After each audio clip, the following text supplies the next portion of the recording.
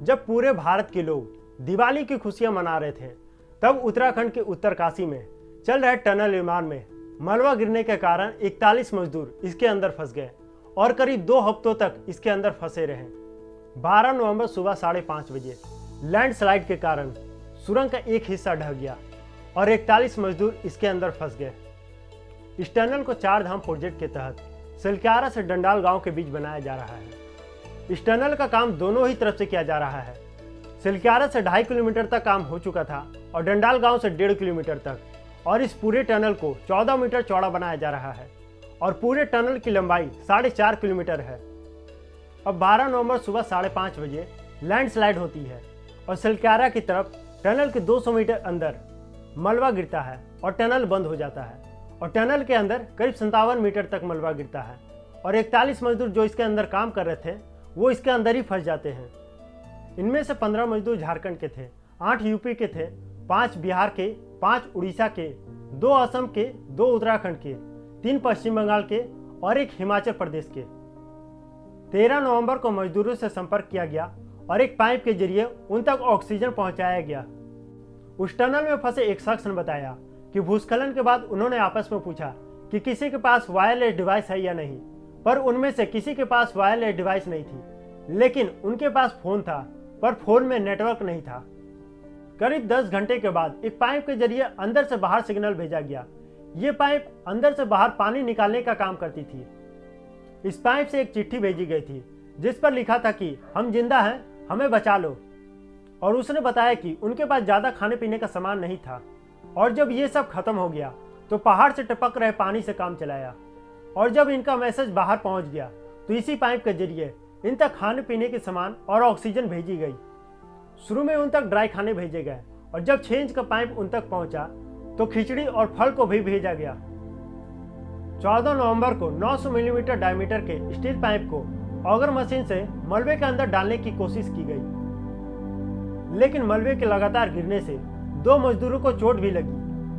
15 नवंबर को NHIDCL ने एक नई state of the art auger machine की मांग की, जिसे नई दिल्ली से वायुसेना की 3 हरक्यूलिस प्लेन से सिलक्यारा लाया गया। 16 नवंबर सुबह 10 बजे सुरंग बनाने के लिए अमेरिकन ऑगर मशीन से काम शुरू किया गया। 17 नवंबर को सिलक्यारा की तरफ से सुरंग के अंदर 22 मीटर निकलने का रास्ता बनाया गया। दोपहर में पहाड़ धड़कने की आवाज सुनकर काम को रोक दिया गया। 18 नवंबर को सिलक्यारा की तरफ ड्रिलिंग मशीन के कंपन से डेंजर जोन बनने के कारण रेस्क्यू को रोका गया। उस बीच प्रधानमंत्री कार्यालय की टीम ने बचाव अभियान की कमान अपने हाथ में ली। 19 नवंबर को केंद्रीय मंत्री नितिन गडकरी और मुख्यमंत्री पुष्कर धाम भी सिलक्यारा पहुंचे। 21 नवंबर को मजदूरों का वीडियो पहली बार सामने आया और अब 800 मिलीमीटर डायमीटर वाले पाइप को डाला जाने लगा। 22 नवंबर तक 60 मीटर में से 45 मीटर तक ड्रिलिंग का काम पूरा हो चुका था। 23 नवंबर को दरार दिखने के बाद ड्रिलिंग का काम फिर से रोकना पड़ा। 24 नवंबर को 4 बड़ी बाधाओं के कारण 1.8 मीटर ड्रिलिंग हो सकी। बीच में लोहे की जाल आने की वजह से ऑगर मशीन का ब्लेड टूट गया। 25 तारीख को मैनुअल ड्रिलिंग शुरू की गई। 26 नवंबर को पहाड़ी के ऊपर से वर्टिकल ड्रिलिंग शुरू की गई और उधर मैनुअल ड्रिलिंग करने के लिए रैट माइनर्स को बुलाया गया। रैट माइनर्स छोटे छोटे जगहों में जहां पर आदमियों को घुसने के लिए बहुत कम जगह होती है, उन जगहों पर ये रैट माइनर्स आसानी से काम कर लेते हैं।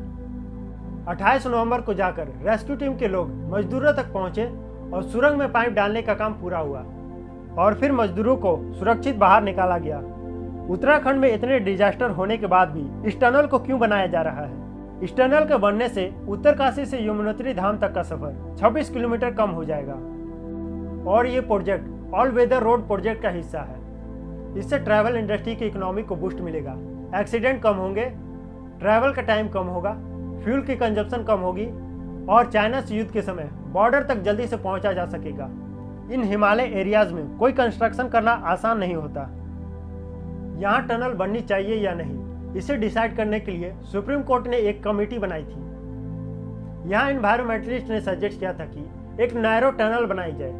अंडरग्राउंड कंस्ट्रक्शन एक्सपर्ट मानते थे जो मेथड यूज हो रहा है वो 200 साल से यूज होने वाली ट्राइड एंड टेस्टेड मेथड है।